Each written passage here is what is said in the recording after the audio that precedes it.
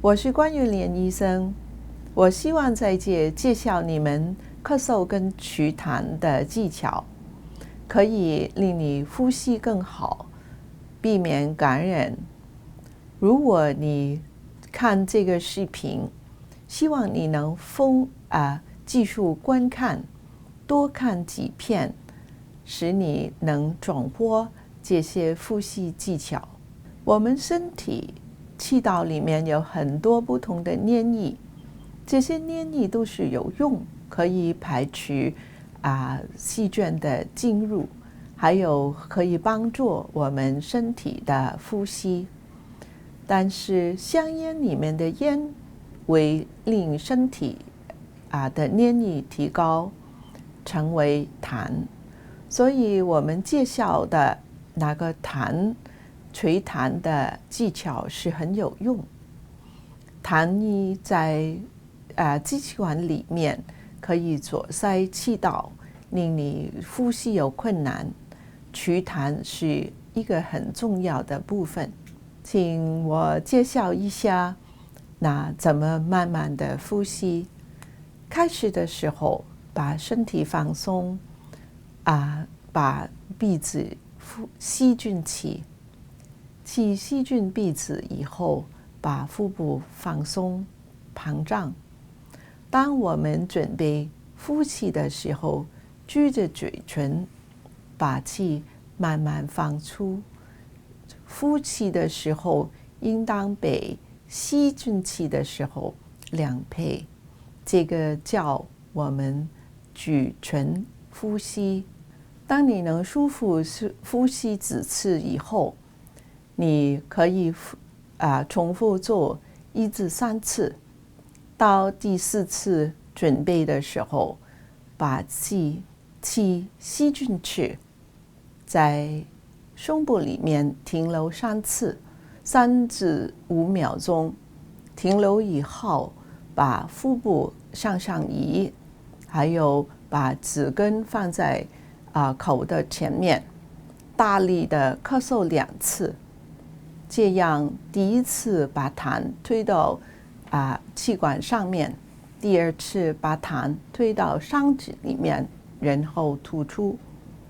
如果2次以后不能把痰吹掉，那你慢慢呼吸，再把这个步骤重复1至2次，直到那个痰能把它用咳嗽的方法把它咳出来。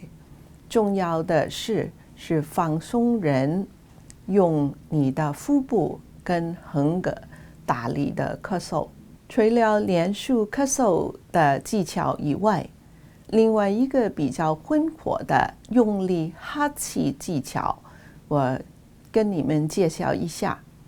好像我们在玻璃上喝气一样，我们把气吸进去以后，用力哈气2至3次，把痰从嗓子里面提出来。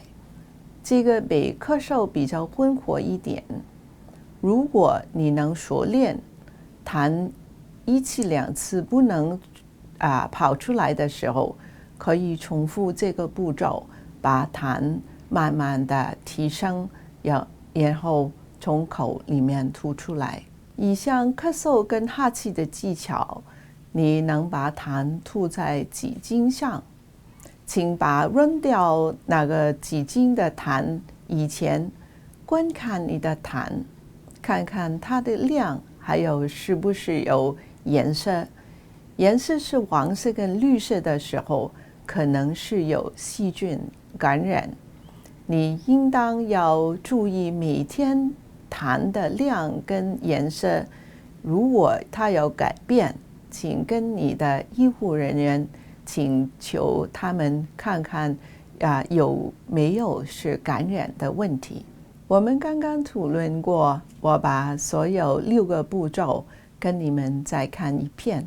除了那个咳嗽跟哈气的步骤以外，还有你应当多喝水，水分能把痰比较容易清掉，还有足够的营养，有安定时间的活动，这些都是跟你周围身边的身体对祛痰的一个很重要的部分。如果你对这些咳嗽祛痰的技巧还有困难，有其他的机器可以帮助的。这些机器都是能把痰液从肺里面松脱下来，你就可以更有效的把它咳出来。还有应当跟你的家庭医生或者医护人员跟他们商量一下，这些物品都可以在药房可以买得到。还有你可以跟你物理治疗师跟他们商量一下，就是体会引流，身体导正，把痰能够清掉。这个视频到了差不多尾声，我希望能介绍你们的咳嗽跟哈气技巧，我们把它总结一下。如果有需要，请你反复观看，直到你能掌握这些咳嗽的技巧。第一，就是要学习那个咳嗽跟哈气技巧，多喝水，要足够的营养，要多做运动。还有，如果还有咳嗽跟祛痰的问题，可以跟你的家庭医生或者你的物理治疗，用其他的方法去帮助您。谢谢观看。